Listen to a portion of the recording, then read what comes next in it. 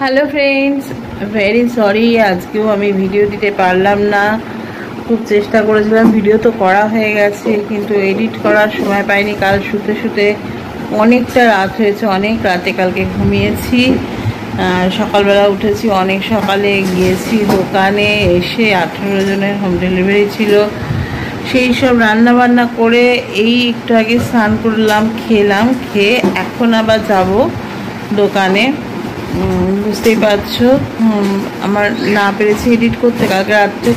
এখন আমার মানে আগেও আমি যদিও রাত্রে এডিট করতাম, তাও মাঝখানে আমি এডিটিংটা দিনের বেলাও করতাম কাজের ফাঁকে, কিন্তু এখন হয়েছে কি এডিটিংটা আমি একেবারে স্পেসিফিক্যালি রাত্রেই করি। তার কারণ এক নম্বর তো আমি সময় পাই না, দ্বিতীয় নম্বর হচ্ছে যে এখানে আমাদের একদম যেহেতু রাস্তার ধারে বাড়ি, প্রচণ্ড রকমের গাড়ি যায়, আর গাড়ির আওয়াজ এত সাংঘাতিক থাকে যে আমি মানে কথা আমার নিজের কথায় শুনতে পাই না।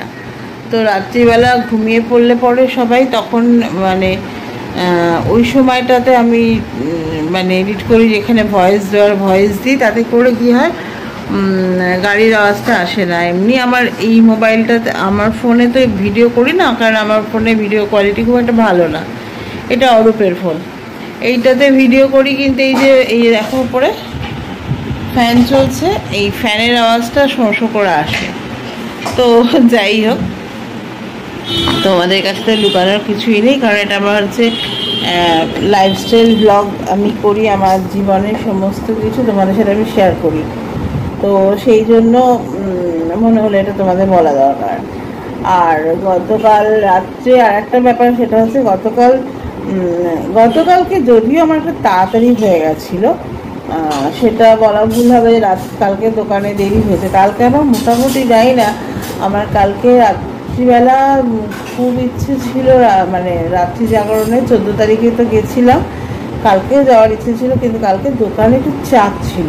দোকানে সন্ধ্যে থেকে অনেক কাস্টমার্স এসেছিলো। এবার অরূপের পক্ষে একা তো সম্ভব না এত কাস্টমারকে হ্যান্ডেল করা, ফলে আমাকে দোকান থেকেই যেতে হয়েছে। তো 9:05-এর মধ্যে আমার রুটি শেষ হয়ে গেছে। আর আমি যা নিয়ে গেছিলাম কালকে ছিল চিকেন ঘুগনিও পুরো শেষ হয়ে গেছে। তো তখন করলাম কি, আমি দোকানের লাইটটা পুরো অফ করে দিলাম, 9:05-এ অফ করে দিলাম, দিয়ে আমরা ওখানে প্রায় 15-20 মিনিট কিন্তু বসেছিলাম। কিন্তু মিমি বাড়িতে ছিল। এবার প্ল্যান ছিল যে বাড়িতে চলে আসবো 9টার মধ্যে এসে, বা মিমি দোকানে আমার সাথে মিট করে নেবে, ওখান থেকে আমি আর মিমি দুজনে মিলে চলে যাব হরিয়াতে। কিন্তু আজকে সকালবেলার অনেক কাটাকাটি রেডি, মানে সকালবেলা তো এতগুলো, যেহেতু সকালবেলা দোকানে যেতে হয়, দোকান থেকে ফিরে তারপর হোম ডেলিভারি রান্না, কাজে সকালবেলা টাইমটা বেশি পাওয়া যাবে না, অনেক কিছু জোগাড় যন্ত্র থাকে। তো ওই জন্য ক্যান্সেল করলাম। মিমিকে তো একা যেতে দিইনি, মানে ও একা যেতে যায়নি আর কি, যায়নি মানে ওর ইচ্ছে ছিল পারলে একাই চলে যায়, কিন্তু আমি বললাম না, একা যেতে হবে না রাত্রে। আর আমাদের প্রতিবাদ তো রয়েছে, আমরা মনে প্রাণে চাই, সকলে চাই যে অ্যাকচুয়াল যারা অপরাধী, যারা এইরকম নির্মমভাবে একটা ফুটফুটে মেয়ের জীবন শেষ করে দিল, আর যারা সমাজে এইরকম মানে কি বলবো আমি, মানে এদের জন্য প্রপার ভাষা খুঁজে পাওয়া যায় না, এরকম নির্মম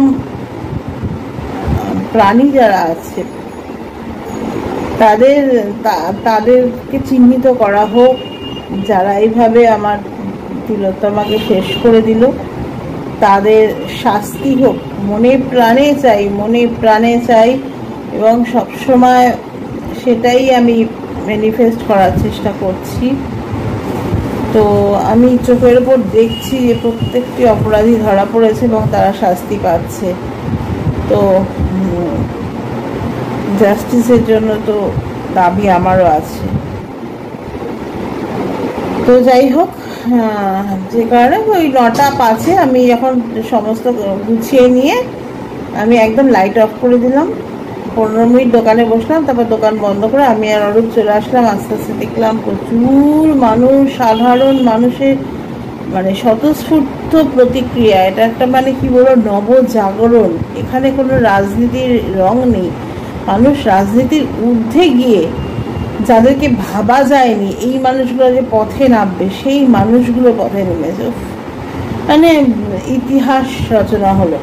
আর এই সময় দাঁড়িয়ে যেই মানুষগুলো এখনো পর্যন্ত রাজনীতি করছে, যারা এখনো পর্যন্ত মানে যারা পথে নামছে, যারা প্রতিবাদ করছে, তাদেরকে আঘাত করার চেষ্টা করছে বা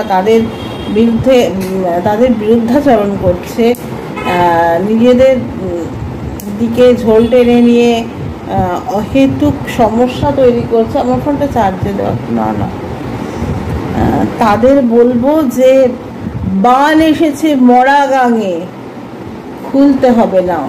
তোমরা এখনো ঘুমাও, বুঝতে পারছে না যে এর আঁচ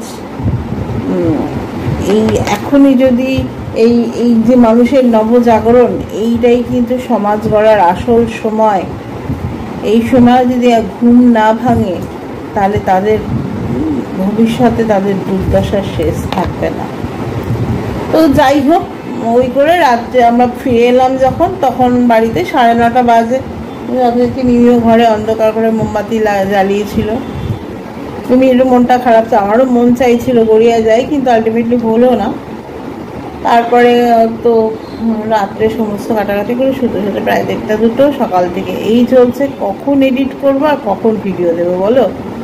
তো ভাবলাম একটু ছোট্ট করে ভিডিও করে আজকে তোমাদের জন্য শেয়ার করে দিই। তো চলো এই পর্যন্ত। কালকে কিন্তু ডেফিনেটলি আমার আগের ভিডিওটা করা আছে, কালকে ডেফিনেটলি আমি ভিডিওটা নিয়ে আসবো। তো সবাই খুব ভালো থেকো।